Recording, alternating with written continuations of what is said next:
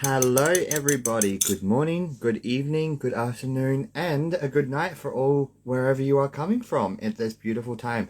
It is 9:09, so it's 10 past 9 here in South Australia, and I'm going to be going live with the one and only Ali Holic, one of our big Adelaide drag queens who's been around. God, I can't even remember how long. I have literally known them since I was, I'm going to admit something naughty here, going out clubbing when I was definitely underage using fake ID. These are things that you do. These are things that I do not recommend you do. And if anyone is doing that, maybe you should wait until you're of a legal age, because there are things that do happen when you're out clubbing, and they did happen to me as a minor. And it's not safe. There is a reason why we have a legal age. But I'm going to sip on this cuppa. I'm going to wait for the one and only Ali to join us. Hello, Mum. How are you? You did not hear what I just said. I did not admit to clubbing underage. Not at all. And I do not admit to taking Kirsty with me. But we'll talk about that another day. I can guarantee you're probably going to scold me for that one. But yes, until the lovely Ali Sheldon comes and joins us. Oh, here she is now. I'm going to send an invite through for them to join in the live. Depends on. It's a queen anyway, so it's always a her. I've always called her a her. Hello, how are we? I'm good. How are you? Not too bad. Been having a lovely bonfire. I've been absolutely flat out this weekend making jewelry, sorting out the business as you have been doing yourself, because, correct me if I'm wrong, you had a gig last night? I did, yes. If you can't tell And I from have a your... question about that gig. Lesbians, do they or do they not wear heels? Some do. Because I saw your lovely post in your stream about those nice, shiny, gorgeous silver heels. Oh, that was a lovely Miss Jackie filming me while I was getting ready. Shady bitch she So is. tell us about Miss Jackie, because as I know, you two have a long history and you perform a lot together, don't you? Well, we never actually... I've known Jackie for many, many years, through the horses and everything. Oh, And, here she is commenting. of course, see, she's always got to chime in. You've got to turn the microphone off a lot, too. But, no, we have only recently just become quite good friends because a lot of people tried to cause a lot of drama between us and started a lot of issues. It wasn't Well, until that we sat happens down in the one night and community, sorted doesn't it. it? That It that does. definitely happens in the community. Like, tell us about that, because obviously you're a drag queen. As I was saying before you jumped on live with us, I knew you and I met you when I was going to Mars Bar underage. Yes, I know, how naughty of me using fake ID, but we've been friends for well and truly over a decade. You've been working since that entire time in the industry, and you've no doubt had Mm. a lot of issues like we were discussing. Like, explain all of that. What is it like working as a drag queen for such an extensive period of time? It's painful. My body Well, hates it. elaborate. Oh, it's hard to explain. Like, I love doing it and everything, but dealing with certain people in the industry can be tiring and make you not like the industry anymore. And what do you mean by that? Like, is that like, so let's say, is that like management? Is that bar Can hostel? be Or is that like the general management, public? not so much the general public. I mean, every show you do, you're always going to have a drunk woman that thinks she knows how to dress a drag queen and will come into a dressing room when they're not allowed. And then you got managers of I'm clubs guessing that, there's definitely a story behind that one, isn't there? yes, there is. And then there's management in clubs where they won't allow you to be yourself. They'll always try to pinhole you Um, into a box. yep. So what do you mean by that? Like when they pinhole you into a box, what do you mean by that? Like they'll make you do certain, not allowed to express how you want to express yourself, Okay. kind of thing. Yeah, it's kind of hard to explain, Well, but yeah. well, Jackie's telling you to tell the whole story. Like, just lay it all out on the table. That's what these talks are about. These are all about real life. Just lay it out there. Mm. So, oh, like we did a show a couple of weeks ago at a certain venue, and at the end of the day, we're drag queens. Most of us are Yeah. literally mid-30-year-old overweight men prancing around in heels to other people's songs. And we want to entertain our audiences and everything. But when we're told that we have to make it a PG-friendly show in a nightclub, it Oh, doesn't work. that's boring. Exactly. So, yeah.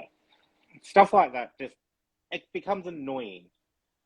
And you've got to do it because you're booked for the So gig, but when then you got you to don't keep want to it be there. PG, does that also mean you've got to keep your like outfits PG as well?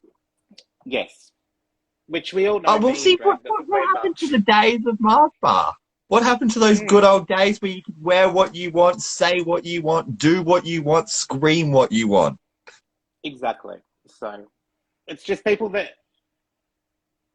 venue owners that come into business and just think they know what they're doing, where they're not going to listen to people that have been in the industry long enough and Yeah. take advice for it. Yeah.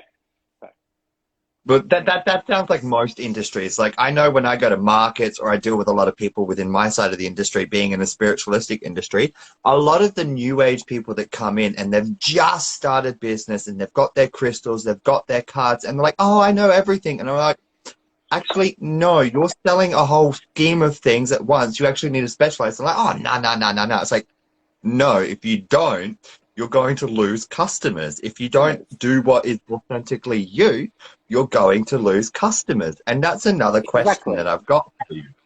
Like, Mm. your authenticity is what gets you your clients, it gets you your bookings, isn't it? Because you, like me, don't have a big following base, but you're always No, busy. exactly. So I think I've been doing this for 16 years now, 17 years. And I've built Yep. up my persona and my brand, so to speak. They all go on about that on Drag Race. You got to have your own brand. Where Yeah. I've never And thought of you it as do a need brand. your It's own just always brand. You been need me. your own energy. Mm, exactly. And it's just, yeah, it's weird. So explain, what is your brand? Like, who are you? Who is Ali? Well, it depends who you ask. Normally, she's the bitch getting dragged out of a club about 1 o'clock in the morning because she's too drunk and taking advantage of the free bar tab. So That we're talking may or about may have Karen not here. happened last night. No, not Karen, not at all. So, bless her heart, she wasn't with us last night. She was at another place. Oh, bugger. Gotta Mm, love that woman. And so if exactly. that's one type of alley, what's the other type of alley? Because I know the alley that I know is always up the back in the smoker's garden, educating those baby queens, being sassy, being proud, being loud. Yes, that's me, pretty much. Offering advice when sometimes people don't want to hear the advice, or when Yeah. they ask for advice and you give it to them. And because I'm blunt, I don't beat around the bush. I'll tell you what I think straight away. And then you get labelled as the nasty one, and you've attacked them, and Yep. Or as Jackie's saying, you're the slut taking advantage of all the straight men in the back alley. or at the front bar, really doesn't matter. If they're buying That's true. drinks, I'm That's there. true. And it's actually surprising how many straight men actually work behind the bar in gay venues. Exactly. Exactly. And And like, everyone watching, they dress it up for us so that we hit on them, so that we give them tips, or at least try to. yes, they do that a lot, and then you end up flirting with them, so they end up giving you free drinks, so everyone wins. Yeah. So your show last night, I would love to hear about that. Obviously, you're telling us you're getting kicked out at 1 a.m., so it sounds like it was a No, I fabulous wasn't night. I kicked want out to at hear the whole story. wasn't kicked out at 1 a.m. It just my lovely partner decided it was time to go and I'd had enough. So here's me walking out at about then with my heels in my hands, no shoes on, strolling off down the road. Sounds My about right. fabric. Let me guess, in your beautiful animal prints that you're so well known for. No, I actually had the tartan on last night when I left. Okay. And Yes, so it what was was like the show comfortable. for last night? So it was at Hammer and Tongue in Strathalbyn. Me Yep. and well, Jackie organised it. She's the brains behind the whole thing of running this trivia night, and I got asked to come in and just perform because Jackie's mainly only a host and doesn't really perform, and I got to come in and Yep. perform. We did it 6 weeks ago, I think it was. Huge hit, and they got us back again last night, and it's becoming a regular event. So, and we had our Well, other that lovely sounds. friend Robin Banks join us last night too. Oh, I've heard of them. They're quite new on the scene, or am I wrong in saying that? Very, very new on the scene to perform in, but I've known Robin since she was 12 years old, and I Yeah. did sneak her into a few clubs underage. So she's Look, only you did the just same for turned me as 20 or well, something. so. I'm always sneaking people in. If there's a rule to break, I'll break Well, it, let's be honest. exactly. You've got to look after us young little gay boys. Well, then again, I'm not that much younger than you anyway, but you've still got to look We're after the us, get same us age, in though. there, and Exactly. Get you into a safe place. exactly. Yeah. Yes, Luke, we'll do a spot together. Sounds like fun. Okay, so I've obviously got some more questions for you. What shows Yes, and gigs do you have coming up? And obviously, I know that you've got the Adelaide show coming up as well. I do, yes. Yes. So Let's hear all about it. next weekend I've got Battle of the Ballads, one of Vonnie's competitions, which is my Yep. favourite competition. And you and And Vonnie go back a very, very, very long time, don't you? we do. The first time I ever performed on stage, probably 14 years ago, because I did drag for a good 2 or 3 years before I actually got to perform on stage. Because back then Yeah. there was nowhere. There was only Mars Bar, and they had their showcast, and the Ed, and they had their showcast. So if you got into one of Yeah. them shows, you were amazing. So I performed. Hmm. They did a competition at Mars Bar, and first time I performed on stage was the first time Marsha Mello performed on stage, Yep. and And no Alicia marshmallow. Legal, yes, and Alicia Legal, and Vonnie was one of the judges. So, and then when she started her garage bar back in the day, she'd always get me in to Oh perform my there. God, I do remember the garage bar. Look, I don't remember much of the garage bar. It's all very black. Those days were a lot of drinking and a lot of partying for me, but it was always And fun. it was always a recovery Sunday evening, pretty much. It Everyone's. was always definitely Recovery Sunday. And you know what? It was the garage bar that taught me to have a Deso drive in and stash all the alcohol in the boot for all of us to step out to halfway through the night and go, glug, glug, glug, go back in there. I was like, oh, you've only had one drink. Yes, Exactly. yes, I've only had one drink. Yes, so it was good, and you never knew what the stage was going to be at Garage Bar because it was all there were these No, big you never did. blocks, and when it first started, they were just three big blocks set up and a big stage.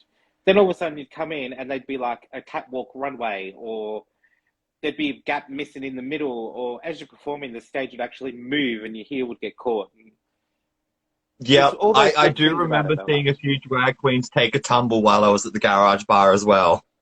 Yes, yes, I was probably one of And them they too. always managed to gracefully pull it off with a bit of a fuck and a shit and a ow, I'm good.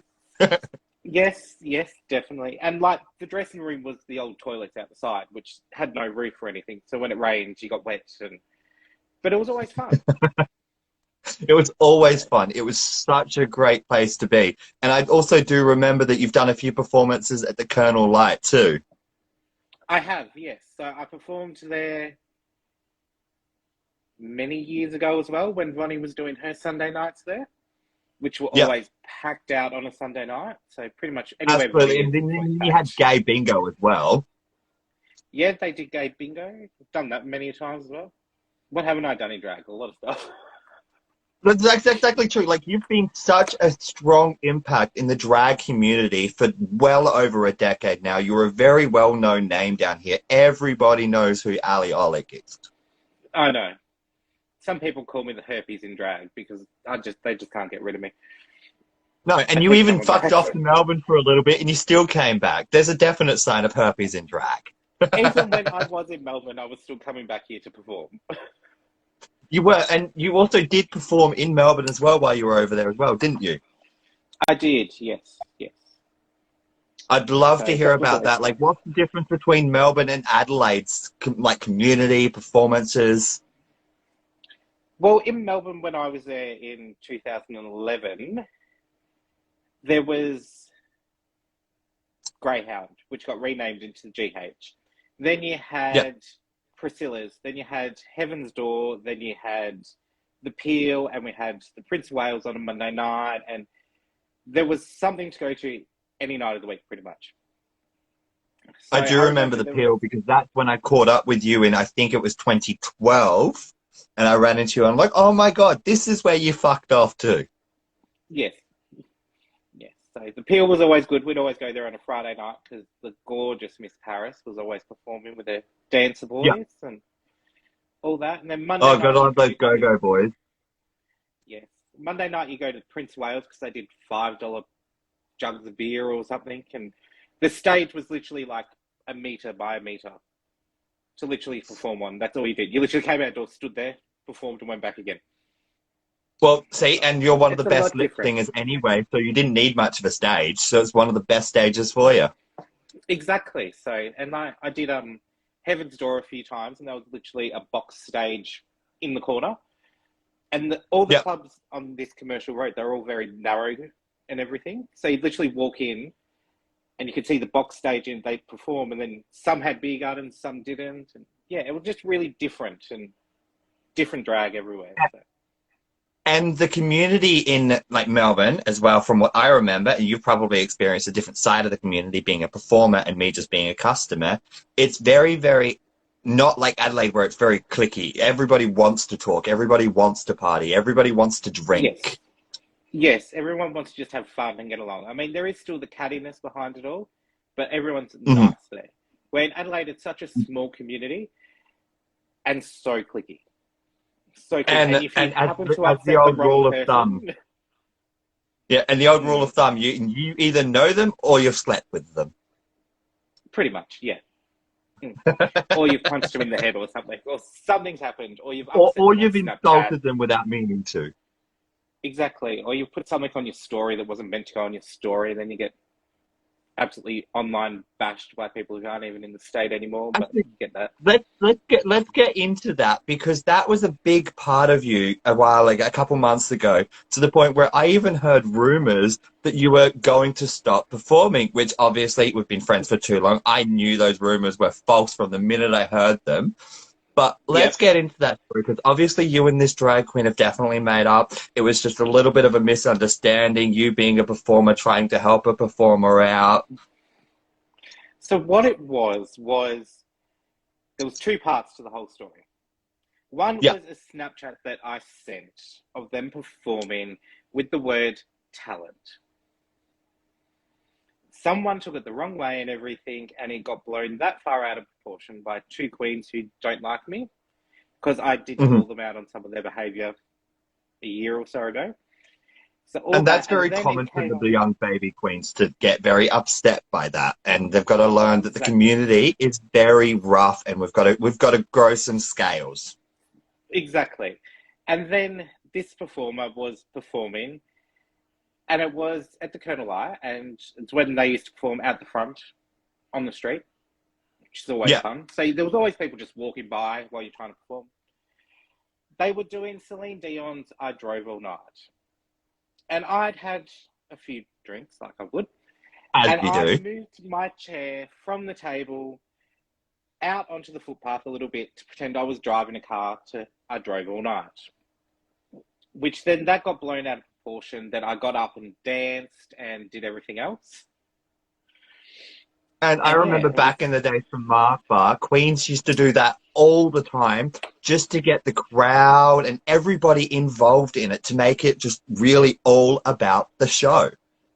exactly. And I had no idea. Like, I just thought we're having a good night. And then it wasn't until the next day, and I had screenshots sent to me from a friend of mine about what was going on. And I read the status, and it was blown that far out of proportion. It was ridiculous. Then all the rumors started that I would never work at that venue, and I was giving up drag. And then I've literally done the last 6 months 2 to 3 times a month at that venue. It's only recently Yeah. that I have stopped at that venue. So, And that's because you've also got gigs everywhere else, just like you were saying. So you've got Battle of the Bars coming up. So getting back to that question, what other gigs do yeah. you have coming in? So me and three other drag queens, one being Miss Jackie and the gorgeous and crazy Miss Cherry Poppins, and Oh the my lovely God, Robin Cherry, you Banks. have to give her the biggest hug for me. I'm not touching her. You know what? She's probably turn around and say the same thing to you. Exactly, and then she'll snort or something. Or she does. And then do that big giggle and laugh that she does and fall over. Yeah, exactly. So yes, so we've been hired along with I think there's about 80 or 90 other dancers, all from different dance genres. I can't really say too much, but we're performing Obviously, in obviously. the evening entertainment for the royal show right before the fireworks. I So wish I was able to attend it, but unfortunately, I'm not going to be able to. But I am going to be. Is this going to be recorded? I'm sure someone will record it. So we start rehearsals for that I'm. next week, I think it is. So that'll be quite good That fun. sounds incredibly exciting, and I'm sure that we're going to have to get onto Karen because I know she'll be there. She will. Well, Karen's actually just informed me that she's away for most of the royal show. She's going off on a holiday. Oh, So, yeah, that Andrew happened to just book without her knowing and told her the next morning that they're going on holidays. well, typical Andrew fashion, typical Karen fashion. She probably like, oh sweet, I get a holiday. Exactly. And then she's like, oh, can you look after my dog? So, Well, good thing your dogs are best friends. exactly, yes. So, So obviously, so you've got that, you've got Battle of the Bards. What other shows do you have coming up? there is talk of a show in Strathalbyn on the 15th of October, which we're still waiting to Yep. confirm that one. Also have Jackie told me the date today, the 22nd of October. We're back at Hammer and Tong again for another trivia night. And what else? Start of December, we've got one in Murray Bridge Oh, at I the am Bridgeport definitely going to have to Hotel. go to that one because that one's quite local to me. That's literally like 30, 40 minutes down the road. Yeah, so Oh, you're got doing it at the one there. Bridgeport. Yes, at the fancy new Bridgeport Hotel. 3rd of December, there we It go. actually Thanks, is Jackie. kind of fancy. I went there the other week with my about a month and a bit ago with my dad for dinner, and Mm, it was really fancy compared to what I remember it being, which was the dingy little pub. yes, so no, we're there, which will be good. And who knows where else we'll turn up somewhere. So, All right, so getting off Sky. of the topic of being a drag queen and that, you've obviously got other professions and stuff like that, and one of them is my biggest fear, horses. What do you do? Like you're a horse trainer, aren't you? I was. I'm no longer You with were? horses. Yes, Oh, you're not. I When did was. that stop? Just before Easter. I am now at the breakfast and lunch cook at a German cake shop in Harndorf. That would be a much easier job on you, your body, and your back. Well, it is, except my body's expanding again now because I keep eating all the German sausages Look, and look, all look, the I'm going to try cake and and keep it PG, but you mm. probably should stop talking to the people on the other side of the bar. Exactly. So what's it like making the transition then from horse training to working in a cafe? It was actually fairly easy. So I gave my 2 weeks notice with the horses and everything, and literally was sitting at home and looked on Facebook, and someone was looking for. It was originally going to be a barista, and Yeah, I went in for a job interview and walked out with the job, and then I was there probably a week, and then I got thrown into the kitchen one Sunday morning after I'd been out all night drinking, and they'll teach me how they cook everything, and it just took that would off. have been lovely. Knowing you in typical big night out fashion, you would have walked in and went, okay, I actually think it was shit, a Monday we're or a doing long this. weekend at some stage where I wasn't planning on going out on the Sunday night and ended up at Mary Poppins in a mesh top with a leather harness. And can't As remember you most of the do. night. As I do. So the only memory I have of that night is sleeping on the back seat of Karen's car with my face in a Hungry Jack's bag. Again, rather typical. What can you say? I'm on brand. It's literally quite on point. And let me guess, you probably got the Whopper on the way out too, and that's probably what was found back in the bottom of the bag. I think it was a bacon deluxe, and I'm pretty sure I slept on it all the way up the freeway home and went to eat it, and it was about this wide by the end. That was after Oh, I take sounds the mesh about top right. and let the harness off and fell over in the kitchen and just laid on the floor and ate the burger. Oh, and so besides for working at a cafe, you're also a hairdresser too. I am. I am a qualified hairdresser. So I did that. So when I was in Melbourne in 2011, I was working with horses then. Then when I Yep. came back, I started my hairdressing apprenticeship. And then, yeah, hairdressed for ages. Then when I moved back to Victoria again, I hairdressed over there. Then when I moved back to South Australia again, I hairdressed here. And then I kind of got over hairdressing for a while. Mainly not Yep. hairdressing, but working for other people really annoyed me in Yeah. the salon. And that's why you've got your own salon now, which, correct me if I'm wrong, is actually where you're calling from. It is. It looks like a mess at the moment because there was 3 drag queens in here getting ready yesterday. So Care there's to wigs show the world everywhere. what a drag queen mess looks like? It's actually not that bad, but it is like So there's no makeup on the wall, there's no wigs draped on the back no. of So chairs. I mean, Well, there's there is wigs on wigs the draped face on of the there. chairs. There's a wig over there. My favourite accessory, the spray tan tent, which always comes in handy. And there's the other half over there. Mm-hmm. It's not too bad actually, but yeah, It normally there's actually hot looks like wigs a very everywhere. cozy little salon. It is. So I'll actually let me unplug it from the charger for a second.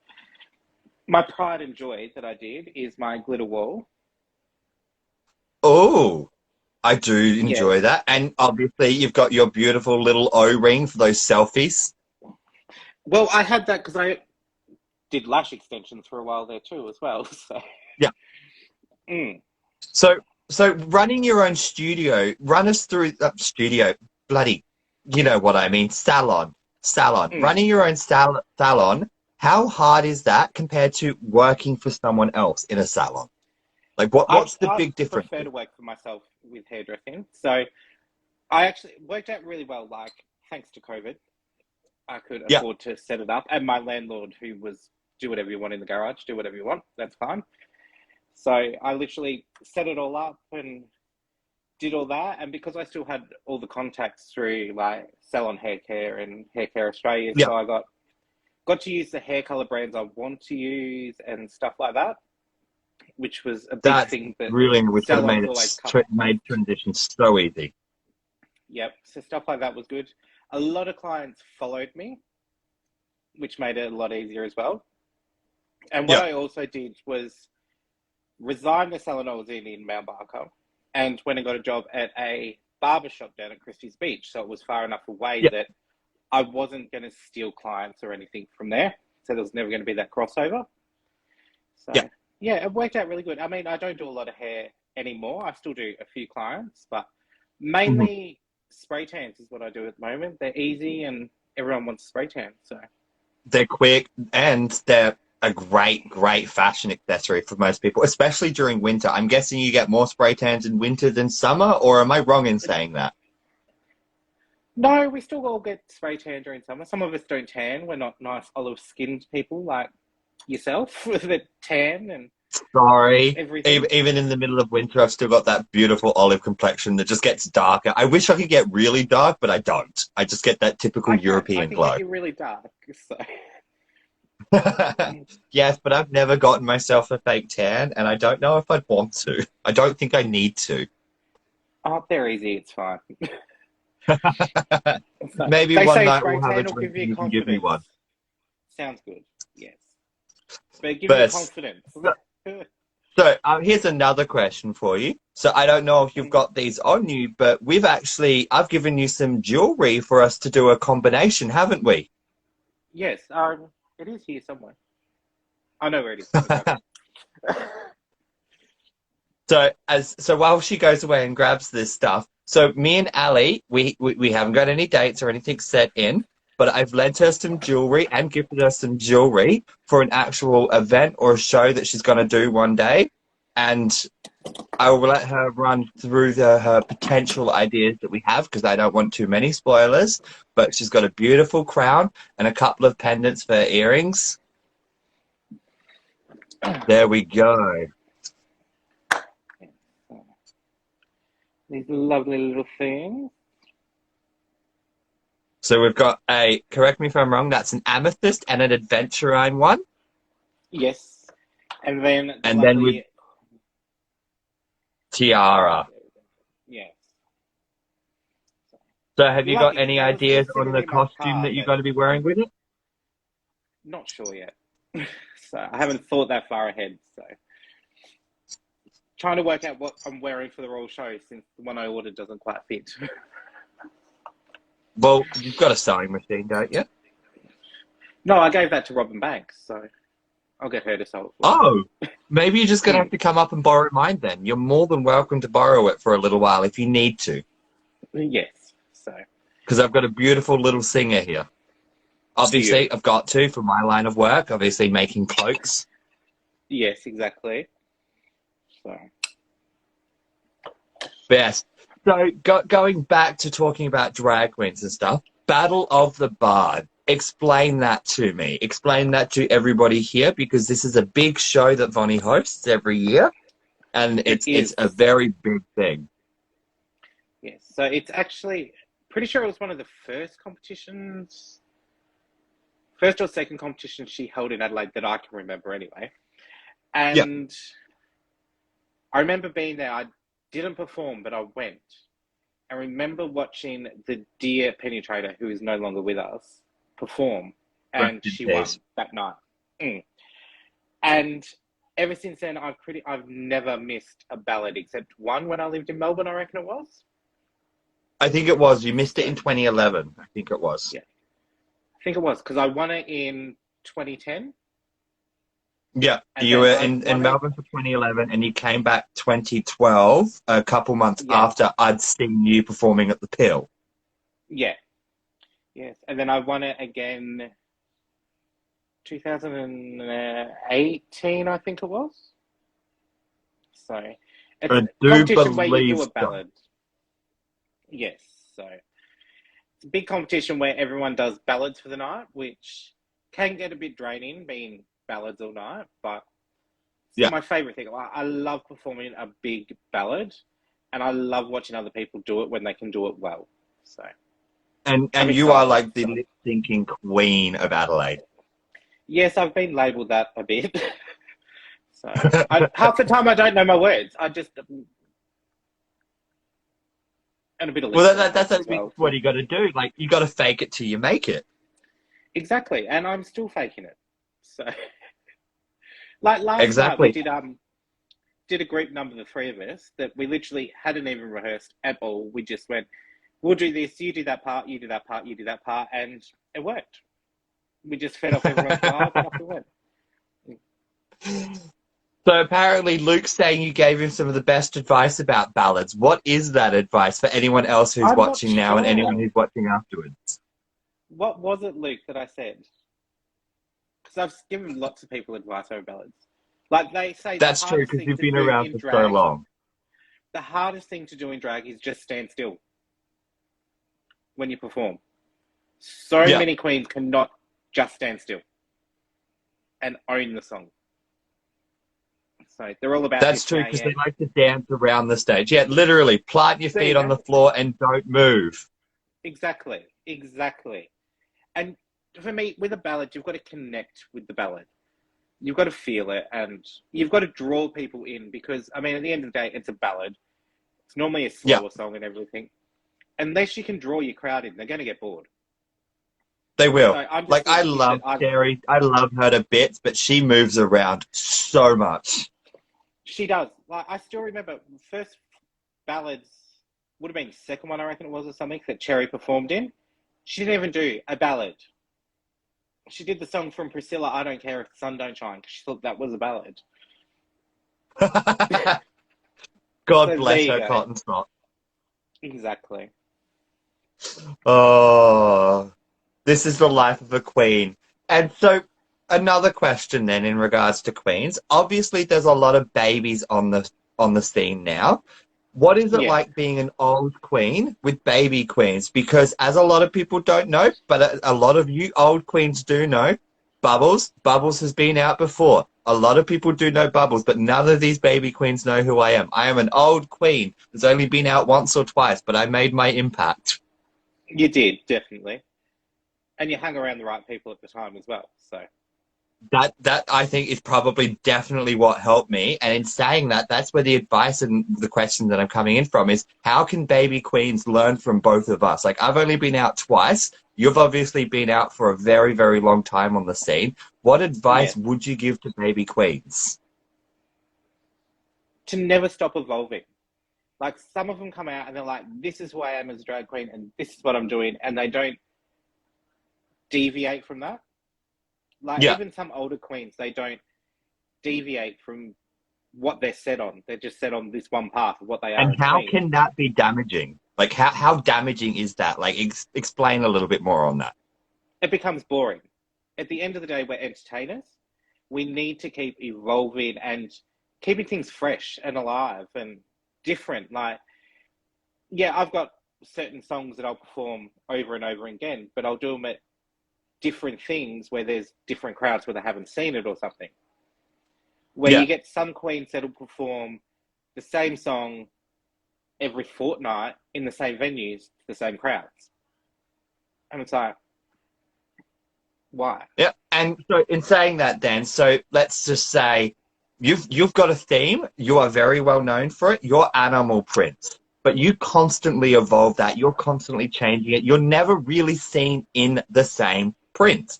And No, that's some advice in the constant of evolution, isn't it? Like you can it have your is. theme, but explain that.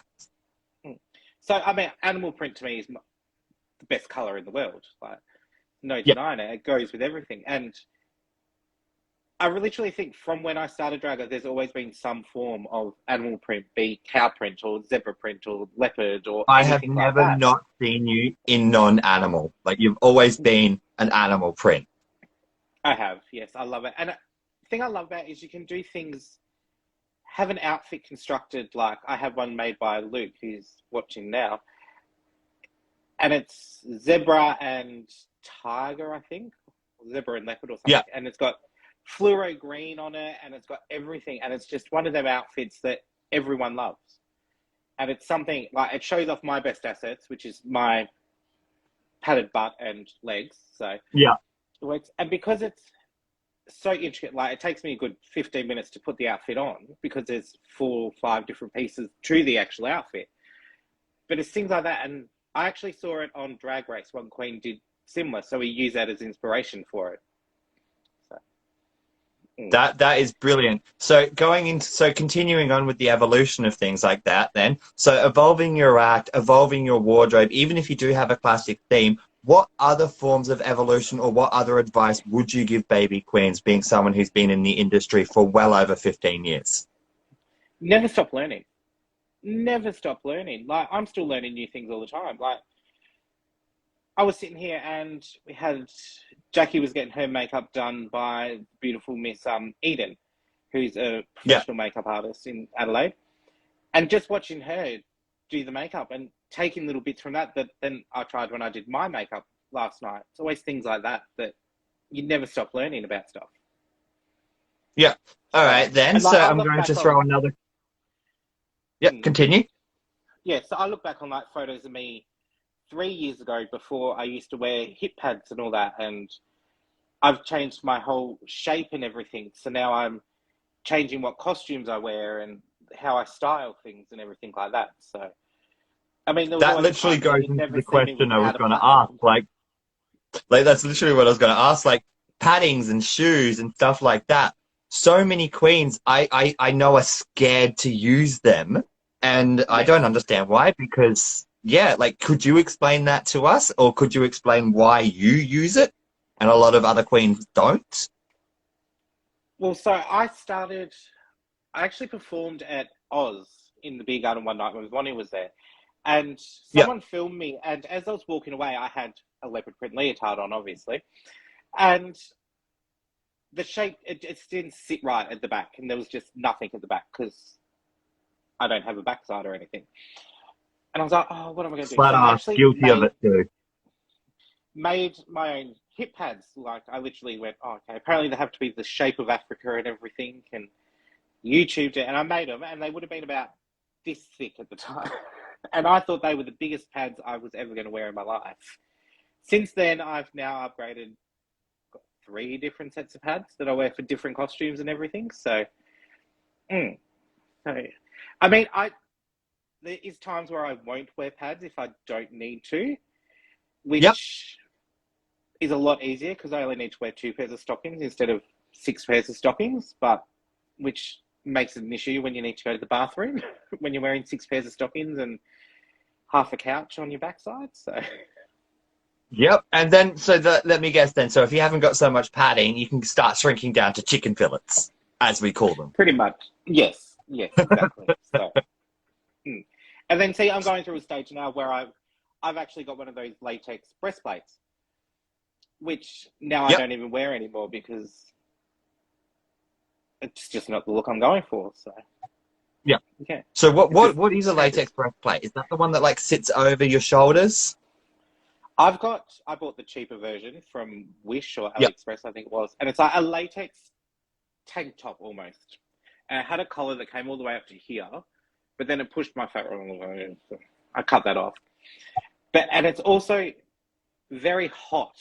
It's quite a thick latex. It's Yeah. hot, and because I'm quite broad across my chest as well, where the breasts are positioned, it makes me look too narrow in front, and yeah, so I do actually want to get one of the boobs the Queens ones because they're Yeah. quite bigger. But yeah, so but they're not And something you so wear during summer. yeah. And so another question then involving with all of those breastplates and stuff like that. Do a lot of queens avoid them because they can be quite pricey? They do, I think, yes, and there's ways and means of making the chest illusion look good as well. So, Yeah. like I got, And I'm guessing that's to do with like makeup and contouring. yeah, exactly. So a lot of makeup contouring. Like I'll do my spray tan, and the next morning I'll get spray tan solution on a brush and contour it in, and then I get that darker illusion on my chest, which front on looks amazing. You turn to the side, there's nothing there, but it's a But lot isn't that comfortable. the whole illusion of a drag queen? To It is make you exactly. believe it's So, there. exactly. Make you believe I'm nice to everybody. You nice? Pfft, never. Never. You're a sassy bitch, Exactly. and we love it. I'm just blunt and honest, and people can't take it. And well, you know what? I think that's what's drawn me so much to you over the years, and why I've constantly come back seeing your shows. Why we're such good friends. It's why I'm interviewing right now, because you are such a big inspiration. Because you take no shit and you give no shit. Exactly. So at the end of the And I day, think that's a big part of being a queen as well. You've got to have that mentality, don't you? you do. You got to have a thick skin. Like when I started drag, many years ago, there actually was no RuPaul on TV, and there was no real social media. So you had to be out in the clubs to be seen. Like Yeah. so, we'd always do what you'd call the time at the bar. So like I remember we used to go out on a Thursday night or a Wednesday night or something to whatever was on just to be seen by people so that we would get our names out there and everything. Where a lot of young Yeah. queens now, because of social media, just post post and tag and yeah. So they haven't been Yeah, brought up and to that's RuPaul. something that I can actually say that from my experience as well, not being a queen, but social media does not breed a community. No, Numbers exactly. mean nothing. No, exactly. Like you can buy your followers and everything. So to me, it's not. I mean, to me, it shows when I perform and there's people there that have come to see me. That's Yeah. what shows to me, not how many followers or friends I have on Facebook or Instagram or how many likes I got on TikTok or whatever it was I was doing. So yeah, Because like that's I've just gotten over 1,000 followers, and that was a remarkable like moment for me. But at the same time, I don't care because I can guarantee that when I speak to majority of the people in my following, I know their story and I know their life. And a lot of the drag queens do not actually know their community, but you do. You know your community, you know your regulars, you know the people that come to your shows because they're coming to see you because you've built your community. And if there's any yeah, advice that I can give to a baby queen and you could give to a baby queen is pretty much exactly that. Or am I wrong in saying that? it is. You've also got to be personable when you're out at the clubs. Like when I first started and you'd perform, like you'd get to the club at like 10 or something, and the show wouldn't be on till 1 o'clock, 2 o'clock in the morning. But you're Yeah. always seen in the beer garden, you're always talking to people. Back then, the club would give you a drink card. So you'd buy a couple of people a drink and everything. And you built up that rapport with the patrons that were going to the venue. And then Yeah. that would lead on to, they might be having a hens night or something, and they book you for a hens night and all that kind of stuff. So a lot of queens these days, I find, I call them dressing room sitters. They'll get to the venue Yeah. and they'll sit in a dressing room. And they'll perform and then they'll go back and sit in a dressing room. And it's like, why? And that doesn't breed any community because you don't get to know them. Like, that's how I Exactly. became really good friends with our lovely friend Sherry, is because she was always in the beer garden.